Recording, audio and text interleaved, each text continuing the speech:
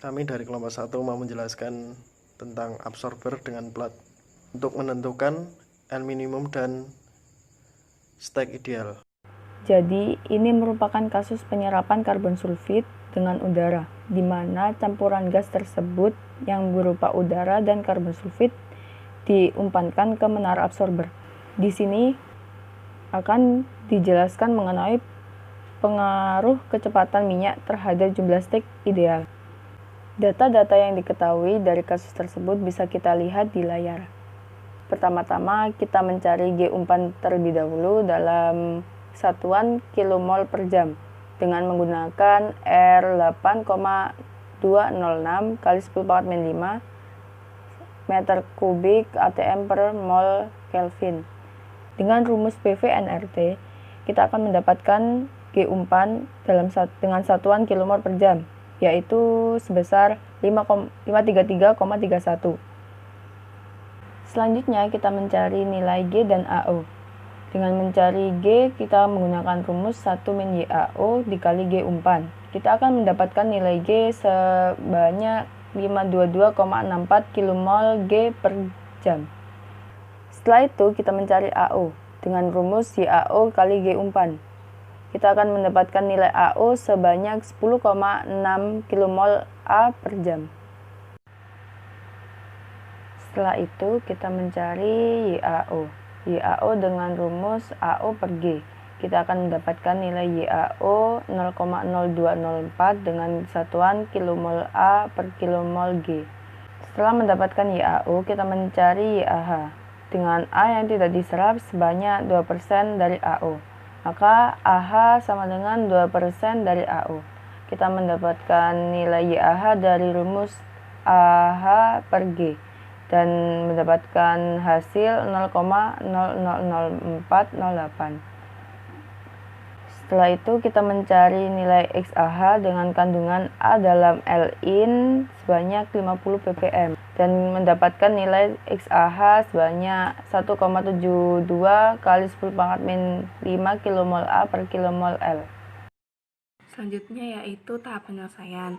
Yang pertama itu menyusun raja massa komponen A di sekitar absorber. Nah, persamaannya yaitu kecepatan mol A masuk dikurangi kecepatan mol A keluar ditambah kecepatan reaksi sama dengan akumulasi. Karena tidak ada reaksi, maka ininya 0 dan akumulasinya 0 karena prosesnya continue dan steady state. Kemudian masukkan data-datanya.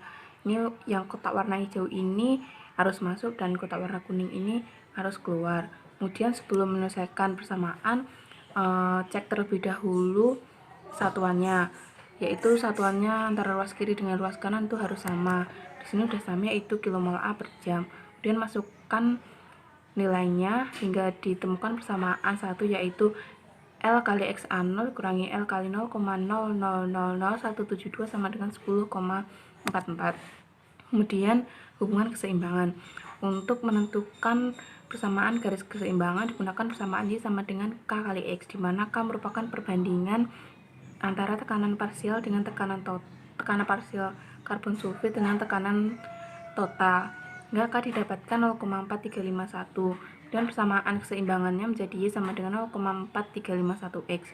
Nah, di sini kan masih fraksi mol. Kemudian diubah dulu ke rasio mol dengan substitusi Y fraksi mol sama dengan Y rasio mol per 1 plus Y rasio mol, dan X fraksi mol sama dengan X rasio mol per 1 plus X rasio mol.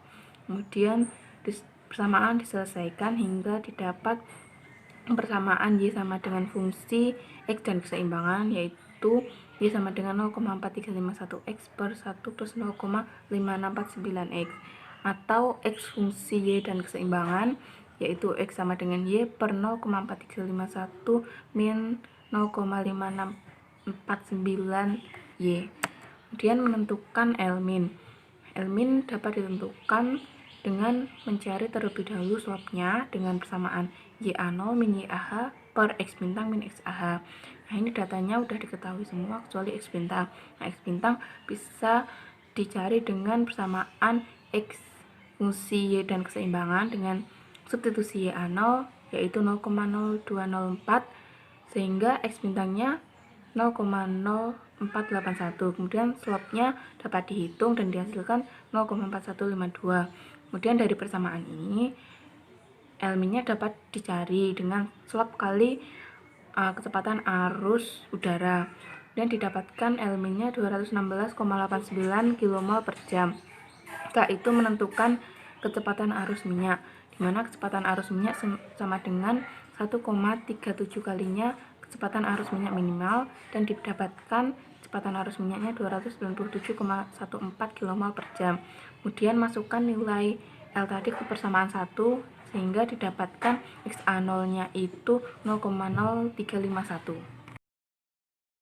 Kasus absorber ini yaitu seputar plotting grafik dan cara menghitung stage ideal dari grafik tersebut. Jadi yang pertama kita menentukan garis kesetimbangannya.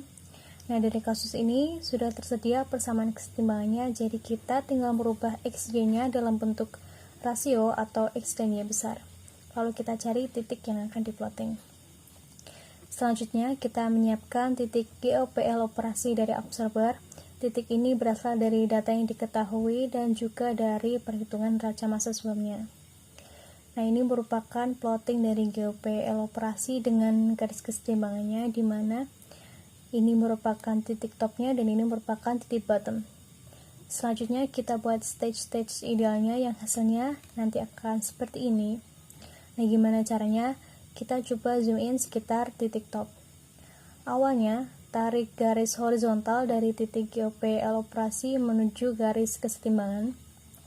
Lalu tarik garis vertikal ke atas hingga mencapai garis operasi atau GOPL operasi tadi. Nah, begitu terus sampai mencapai titik bottom. Untuk kasus ini, grafiknya diperoleh seperti ini. Nah, bagaimana cara menentukan stage bagian ini? Sama saja, tinggal tarik garis horizontal ke garis kesetimbangan. Nah, kita kasih batas dari batas bottom sampai bawah sini, yang berarti stage-nya hanya segini, tidak full satu stage. Selanjutnya, kita hitung stage kita dengan satu tangga ini sama dengan satu stage. Untuk bagian bottom yang tidak full satu stage tadi, bisa dengan perkiraan atau dengan perbandingan antara garis full antara GOPL operasi sampai garis kesetimbangan dibandingkan dengan garis horizontal dari GOPL operasi hingga batas tadi. Nah, misalnya garis panjang ini sekitar 10 cm dan garis sampai batas tadi 8 cm, sehingga stage-nya yaitu perbandingan 8/10 sehingga stage yang diperoleh 0,8.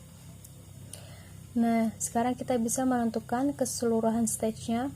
Dari grafik ini kita dapat mengetahui bahwa stage ideal dari absorber ini adalah 9,5 stage. Garis operasi dan garis kesetimbangan, maka kita dapat menghitung jumlah stack yang diperlukan di dalam suatu absorber dengan kecepatan tertentu. Nah, di dalam slide ini dengan kecepatan 304,332 kita dapat memperoleh jumlah stack yang diperlukan sebesar 9,5 stack. Untuk perhitungan stack itu dimulai dari atas. Kita melakukan beberapa percobaan perhitungan dengan berbagai nilai. Didapatkan bahwa kecepatan dengan 304,332 itu memerlukan stack ideal sebesar 9,5. Sedangkan untuk kecepatan 294,974 itu memerlukan jumlah stack sebesar 10. Kemudian untuk kecepatan 290,57 itu memerlukan stack ideal sebesar 11,5. Sedangkan untuk kecepatan 284,915 itu memerlukan stack sebesar 12. Nah, berdasarkan data tabel itu dapat disimpulkan bahwa semakin besar kecepatan L di dalam suatu absorber, maka jumlah stack yang dibutuhkan juga semakin sedikit. Namun, apabila kecepatan L di dalam suatu absorber itu semakin kecil, maka nilai atau stack yang dibutuhkan itu juga semakin besar. Terima kasih telah menonton video ini. Semoga kalian dapat memahami video apa yang kami buat.